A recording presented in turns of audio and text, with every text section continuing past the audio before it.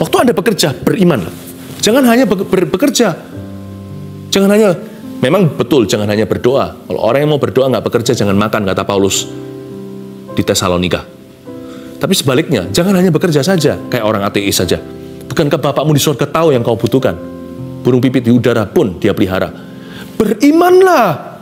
Jangan-jangan kita kerja. Nanti seperti si sulung yang tenggelam di dalam pekerjaannya dan tersesat di rumah Bapak. Kalau Anda belum subscribe di channel ini, segera, supaya Anda bisa mengikuti terus rema-rema dari Roh Kudus ya. Ambil Alkitabnya dan juga catatan. Anda yang belum subscribe, segera subscribe supaya terus dapat notifikasi, supaya tidak melewatkan program-program seperti ini. Hari ini, tangkaplah suatu nubuat 3 bahkan, yang akan membuat hati Anda kembali semangat. Dan ini nubuatan untuk pekerjaan kita. Matius pasal yang ke-17 ayat 24 sampai 27, 3 nubuatan untuk pekerjaan kita. Sambil dibuka, saya jelaskan nubuatan itu apa. Kenapa ada kata nubuat? Banyak orang alergi dengan ini, karena kita seringkali dapat pengalaman yang kurang menyenangkan. Karena banyak sekali pihak-pihak yang menyalahgunakan nubuatan. Padahal nubuatan itu indah. Nubuatan itu artinya 2. Foretelling, F-O-R-E-T-E-L-L-I-N-G. Foretelling itu prediksi. Jadi seperti perakiraan, nanti hujan atau tidak. Tapi ini bukan cuaca, tapi perakiraan tentang apa yang Tuhan mau kerjakan. Nah, itu harus digenapi. Maksud saya itu harus diteguhkan dengan pengenapan. Terima saja asal tidak melanggar firman. Kalau memang Tuhan bicara pasti terjadi. Kalau tidak terjadi, Tuhan tidak ngomong apa-apa berarti. Tapi ada satu lagi yang namanya forthtelling, F-O-R-T-H-T-E-L-L-I-N-G. Forthtelling itu adalah menjadi kepanjangan lidah Tuhan. Jadi untuk masa kini, bukan untuk masa depan. Kata-kata seperti Jesus loves you, jikalau diucapkan tepat waktu, kan Tuhan suruh. Apalagi terhadap orang yang sebentar lagi mau bunuh diri, itu bisa menyelamatkan nyawa. Sekalipun nggak ada suara seperti demikian firman Allah atau aku berkata. Tapi perkataan yang tepat guna dan tepat waktu. Itulah nubuatan juga, foretelling, tidak memperakirakan apa-apa, tidak memprediksi sesuatu. Tetapi suatu getaran hati Kristus yang bisa dirasakan, Tuhan sedang punya pikiran ini, dan Tuhan sedang berkata demikian. Nah, saya harap Anda mendapatkan foretelling juga, yaitu lewat saat teduh. Khususnya untuk pekerjaan. Pekerjaan ini bukan hanya berbisnis, atau yang business owner saja. Segala profesi, termasuk ibu rumah tangga adalah pekerjaan, bukan? Mahasiswa, sekolah, setiap kita selalu punya panggilan. Kita buka dulu Matius 17 ayat 24 sampai 27, Yesus membayar bea untuk bait Allah. Saya baca, ketika Yesus dan murid-muridnya tiba di Kapernaum, itu ministry base atau markas besarnya Tuhan Yesus dalam pelayanan, datanglah pemungut bea bait Allah kepada Petrus dan berkata, apakah gurumu tidak membayar bea 2 dirham itu? Jawabnya, memang membayar. Dan ketika Petrus masuk rumah, Yesus mendahulunya dengan pertanyaan. Karena Yesus maha tahu ya, jangan lupa. Sebelum ditanya, Tuhan sudah tahu dulu. Apakah pendapatmu Simon? Dari siapakah raja-raja di dunia ini memungut bea dan pajak? Dari rakyatnya atau dari orang asing? Jawab Petrus, dari orang asing. Maka kata Yesus kepadanya, jadi bebaslah rakyatnya. Yesus ini lagi ditarik bea cukai, bea bait Allah, karena sistem pemerintahan mereka religi. Tapi Yesus itu yang punya bait suci. Masa bayar? Tapi Tuhan Yesus tidak mau menjadi batu sandungan. Yesus tetap membayar pula. Padahal dia yang punya bumi dan sorga. Betapa baik ya rendah hati Tuhan itu ya. Mari kita contoh itu sedikit. Saya kasih pesan-pesan ekstra. Ayat 27. Tetapi supaya jangan kita menjadi batu sandungan bagi mereka, pergilah memancing ke danau. Dan ikan pertama yang kau pancing, tangkaplah dan bukalah mulutnya. Wow! Maka engkau akan menemukan mata uang 4 dirham di dalamnya. 2 dirham plus 2. Ambillah itu dan bayarkanlah kepada mereka, bagiku 2 dirham dan bagimu juga 2 dirham selebihnya. Ini luar biasa. Karena ini menunjukkan the omnipotence of Jesus Christ. Keilahian Tuhan Yesus. Yesus itu bukan nabi. Yesus itu Allah, anak Allah yang maha tinggi. Omnipotence itu artinya kemahakuasaannya. Tuhan Yesuslah yang menaruh koin itu di dasar lautan. Ikan yang ditangkap oleh Petrus adalah ikan dalam laut. Bukan hanya ikan di dalam laut, ikan lautan dalam. Yesus yang taruh di dalam situ. Pratanda bahwa Tuhan Yesus kita itu memang Allahnya bumi, langit, dan lautan. Jadi jangan sembah apa-apa lagi, Tuhan itu komplit dan lengkap.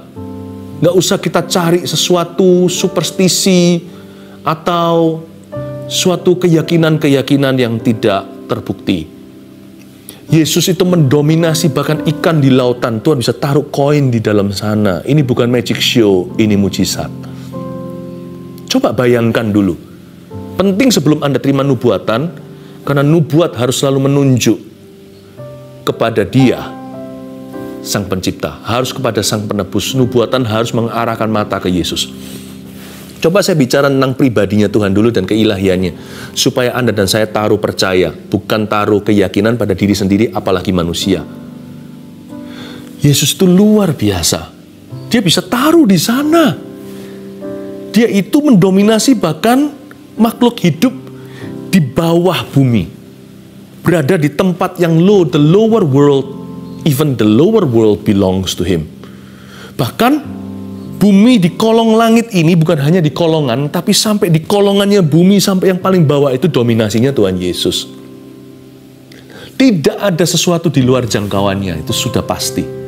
Baik yang di sungai, di laut, di langit, di atas, di angkasa, di bumi, di seluruh pelosok dunia.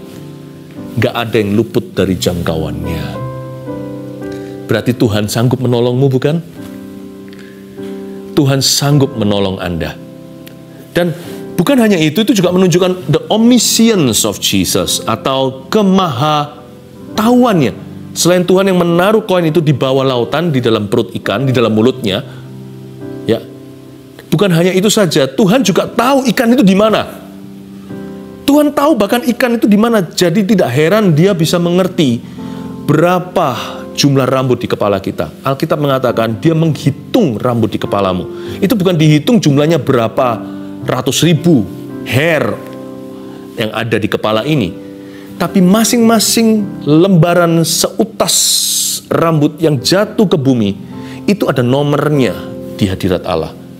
Jadi hari ini waktu Anda sisiran tidak hati-hati, yang kecantol di sisir itu adalah rambut nomor 400.567. Atau itu mungkin rambut yang ke-29.349.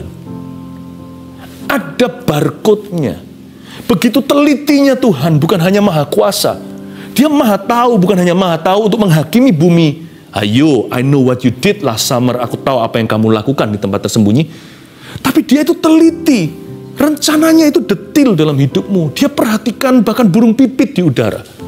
Kenapa kita worry? Hanya karena kita belum mengalami mujizat, kita sedang dalam ujian. Tetaplah tabah, saudara. Tuhan kita itu tahu di mana Anda berada. Saat teduh seperti ini, nggak sampai 1 jam. Mana bisa saya nubuatkan satu-satu setiap orang.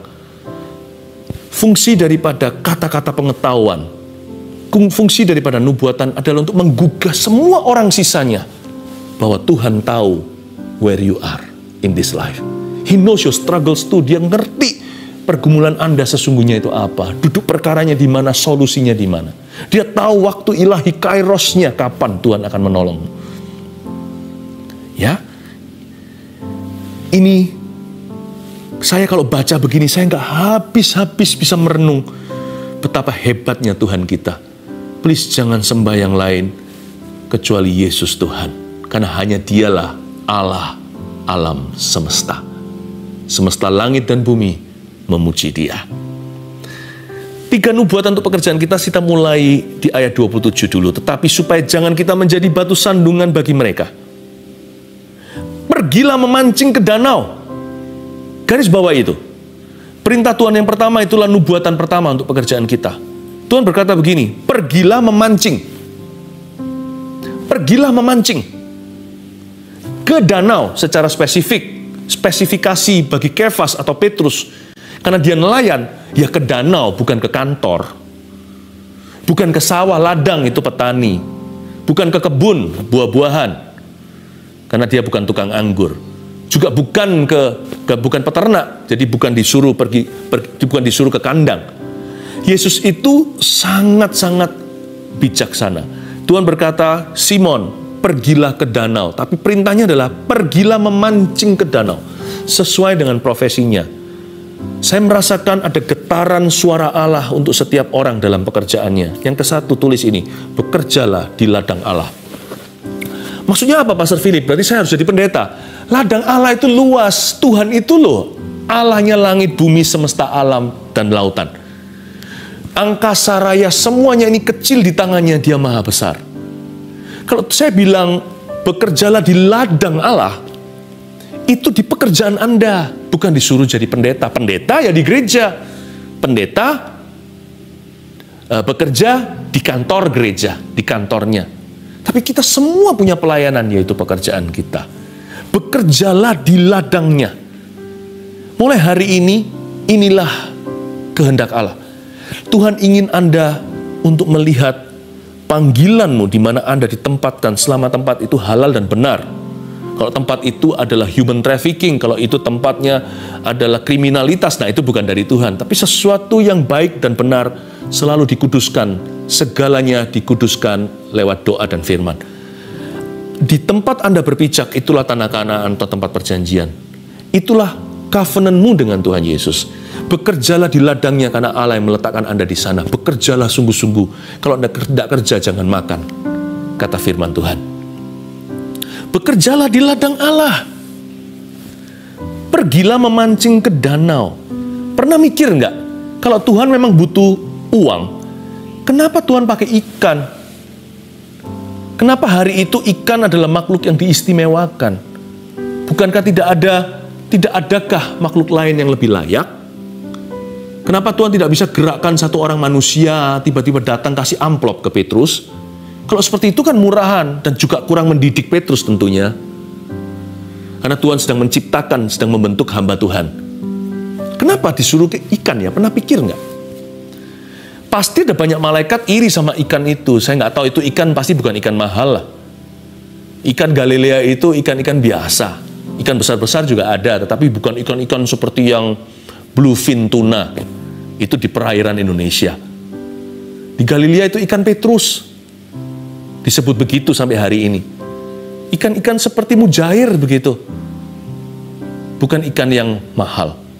Malaikat-malaikat pasti semuanya berkata, kenapa bukan salah satu dari kami? Dengan senang hati, malaikat kalau turun langsung kasihkan ke tangan anak Allah. Karena mereka semua ingin mendapat perkenanannya. Buktinya pada waktu Yesus sedang menderita di Getsemani, malaikat yang turun dan bercahaya memberi dia kekuatan. Atau Musa kali, atau mungkin bahkan Elia. Dengan senang hati mereka datang untuk ngobrol dan kongko dengan Tuhan Yesus di Gunung Transfigurasi sebelum penyalipannya. Kenapa enggak Tuhan pakai seorang tukang pos yang lain? Kenapa ikan? Pernah pikir enggak kenapa ikan? Bukan ikannya. Tuhan sedang memberi pesan kepada kita dan kepada Petrus saat itu. Tuhan sedang mendorong dan menunjukkan restu, mendemonstrasikan dukungan kepada profesi yang Petrus tekuni. Tuhan seolah-olah ingin bicara sama Petrus yang rajin ya nak. Profesimu itu aku berkati. Itu juga ladangnya Allah. Nah, Petrus kan jadi rasul akhirnya. Jadi hamba Tuhan bukan? Kalau jadi hamba Tuhan kita semua hamba Tuhan. Jadi pendeta maksudnya. Iya.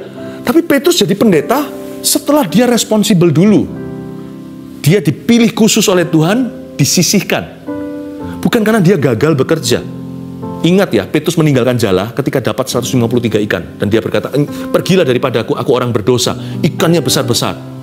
Dia tiba-tiba kejatuhan bintang kejora. Luar biasa diberkati profesinya. Justru di puncak berkat, Petrus berkata, aku lepaskan semua dan kuanggap sampah. Aku mengikut Yesus menjadi penjala manusia. Jangan alasan. Aku lepas, karena kerjaan kita gagal, kita mau melayani Tuhan.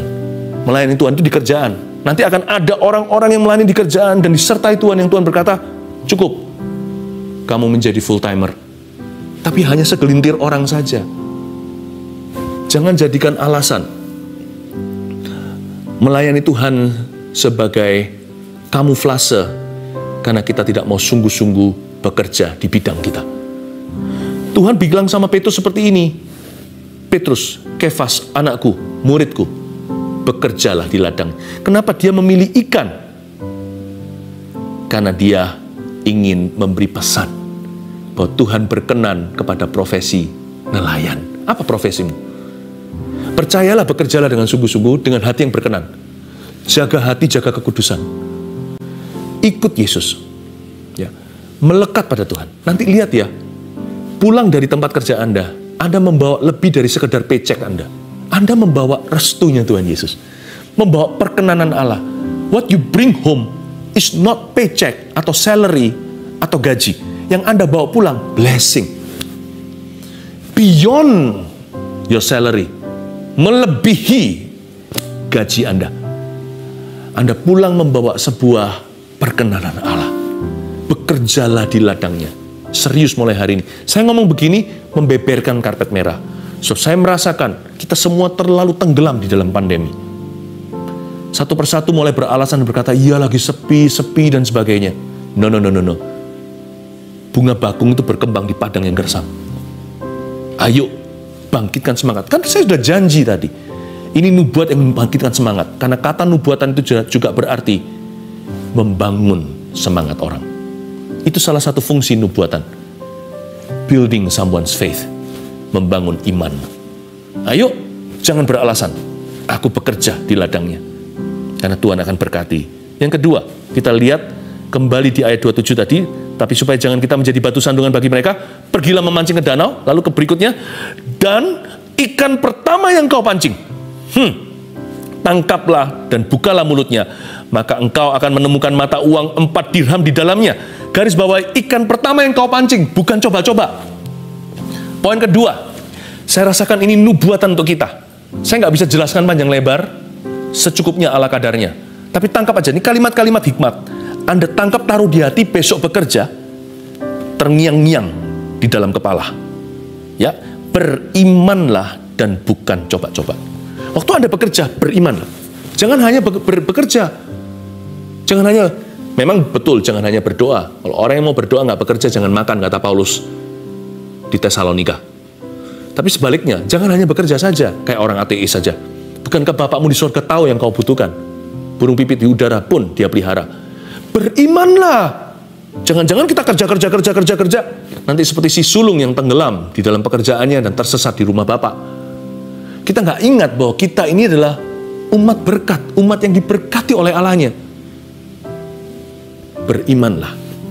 Bangun kerohanianmu dalam pekerjaan. Bangun mesbahmu. Baik mesbah pribadi maupun mesbah keluarga. Berimanlah kepada Tuhan. Klaim janji Tuhan. Yang Anda harus memorize, yang selalu jadi memori adalah scriptures atau firman Tuhan. Hafal ayat-ayat. Ucapkan di mulut daripada keluhan gosip melulu. Berimanlah. Klaim janji Tuhan. Tuhan gak keberatan kalau Anda mengklaim janjinya. Malah Tuhan senang. Doa-doa kita terarah barang siapa di dalam firman dan firman di dalam dia. You see, minta apa saja akan diberikan. Sebab kita gak akan ngawur mintanya kalau ada firman. Berimanlah dan bukan coba-coba. Coba bayangkan jadi Petrus ya. Dia diberitahu sama Yesus, kamu cari sampai ketemu tuh ikan yang ada koin di mulut. Enggak. Yesus berkata, lemparkan kailmu. Ikan pertama yang kau pancing, Tuhan bahkan tidak pakai jala, individu. Bukan grosir banyak lalu mulai disortir satu persatu yang mana ada koin di mulutnya. Jangan coba-coba. Presisi. Ini adalah bisnis, pekerjaan atau profesiku, presisi. Ini yang aku mau, Tuhan yang akan arahkan, aku serahkan perencanaan. Kejar, bukan kejar berkat. Kejar tujuan Allah. Berkat akan mengejarmu. Ya, presisi. Ini yang aku mau. Ikan pertama yang kupancing akan kudapatkan.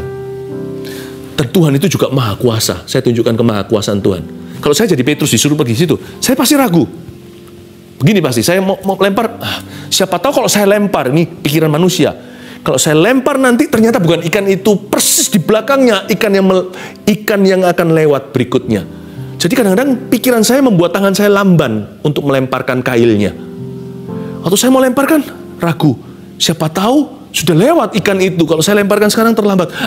Peduli amat. Mungkin saya sedang bergumul 10 menit pertama di pinggir lautan atau di tepi danau itu. Tapi akhirnya, peduli amat, saya lemparkan. Kok bisa tepat jackpot? Cering, kena ke ikan yang satu itu. Dari jutaan ikan di Galilea. Kok Tuhan tahu ya?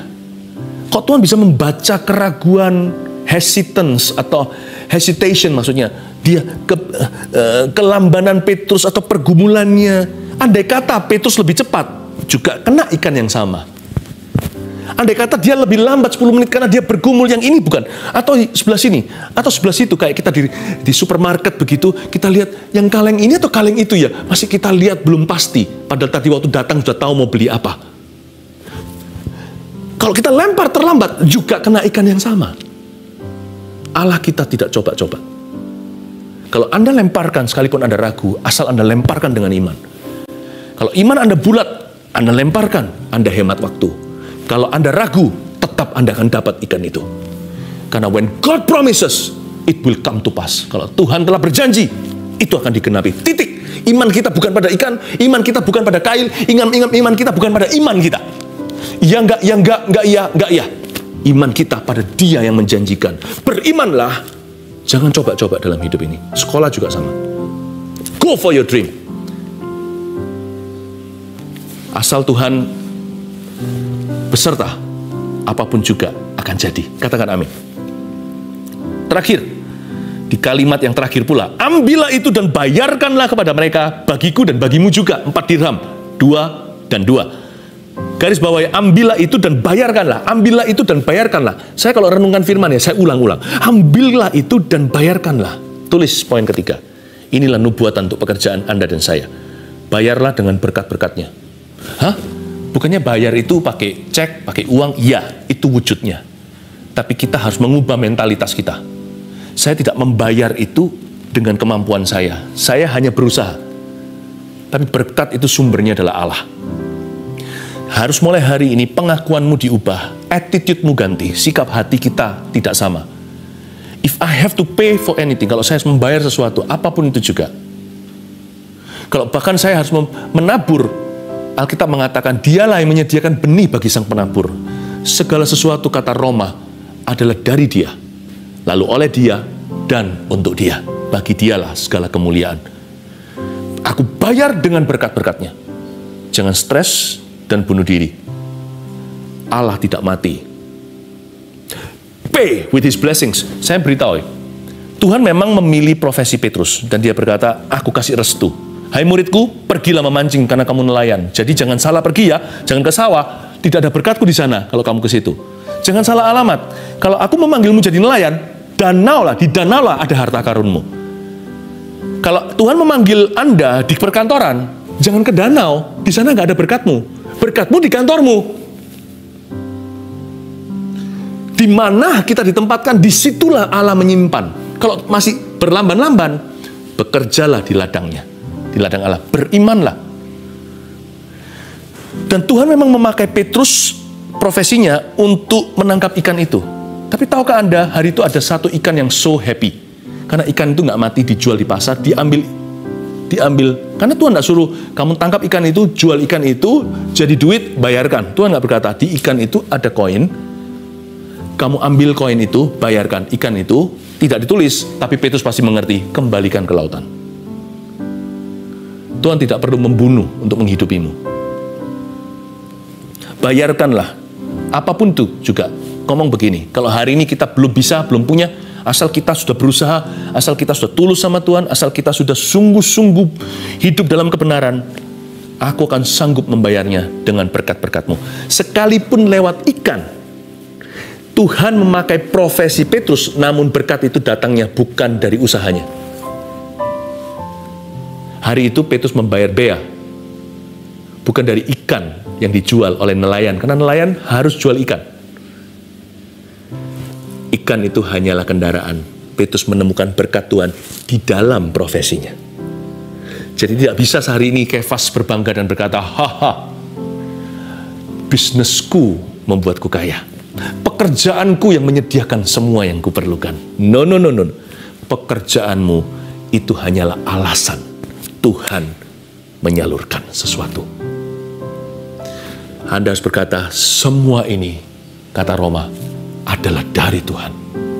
Anda harus bisa berkata, anakku sekolah karena Tuhan. Gak peduli sana miskin siapa kaya. Setiap orang miskin di hadapan Allah. Yang ada di dunia ini hanyalah orang yang miskin dan lebih miskin di hadapan Tuhan. Gak ada konglomerat di matanya. Semua kita poor in His sight. Karena kita gak punya apa-apa. Mati gak bawa apa-apa. Karena itu ganti pengakuanmu. Termasuk orang yang tidak bisa lanjutkan sekolah. Jangan habis itu Anda stres setengah mati, depresi. Anda berkata, kalau Tuhan sekolahkan orang lain, dan seolah-olah itu orang itu bisa sekolah karena keluarganya. Bukan. Tuhan memberkati orang baik maupun orang jahat. Allahku, ingatlah aku pasti bisa lanjut sekolah. Sekalipun orang tuaku tidak bisa sekolahkan, tidak punya dana, Tuhan akan sekolahkan. Lihat nanti kalau tidak gerbang pintu sorga terbuka bagi Anda, sesuatu terjadi. Waktu Anda berkata, I will pay with God's blessing. Tentunya nggak bisa ya, kita pergi ke supermarket, swalayan, lalu kita berkata, saya bayar dengan berkat Tuhan. Nggak bisa. Anda harus pakai uang elektronik ya, atau pakai cash, harus bayar sesuatu. Tapi maksud saya adalah, secara kerohanian, cara pandang Anda harus berubah. Kalau beneran di masyarakat, ya harus bayar pakai nilai tukar. Tapi ingat mulai hari ini, bukan ikan Petrus yang membuat dia bisa bayar bea cukainya. Tapi karena Tuhan taruh koin di dalam profesinya. Through his profession, but not by his work. Through his profession, but not by his work. By the grace of God. Oleh karena kasih karunia Allah. 3 nubuatan untuk pekerjaan kita. Tangkap kalimat-kalimat ini. Nanti lihat hari-hari ke depan, Anda akan melihat, Anda akan menyaksikan 3 kalimat ini menuntun Anda seperti pelita dan terang bagi kaki dan jalan Anda. Bekerjalah di ladang Allah. Katakan, terima kasih Tuhan untuk profesiku. Coba ngomong begitu. Terima kasih Tuhan untuk profesi saya. Ajarku setia, ajarku tekun, tidak gampang menyerah, tahan banting, dan tabah. 2, berimanlah dan bukan coba-coba. Katakan sama Tuhan, Tuhan Yesus, aku percaya akan janji-Mu. Yang ketiga, bayarlah dengan berkat-berkat-Nya. Percayalah, Tuhan tidak meninggalkan Anda. Amin. 1 Petrus 4 ayat 7. Kesudahan segala sesuatu sudah dekat. Karena itu, kuasailah dirimu dan jadilah tenang, supaya kamu dapat berdoa. Saudara yang terkasih, terima kasih telah mendengarkan firman Tuhan hari ini. Jangan lupa untuk dukung terus channel ini dengan cara subscribe, like, share, dan juga komen, agar saudara kita yang lain juga boleh terberkati. Tuhan Yesus memberkati kita.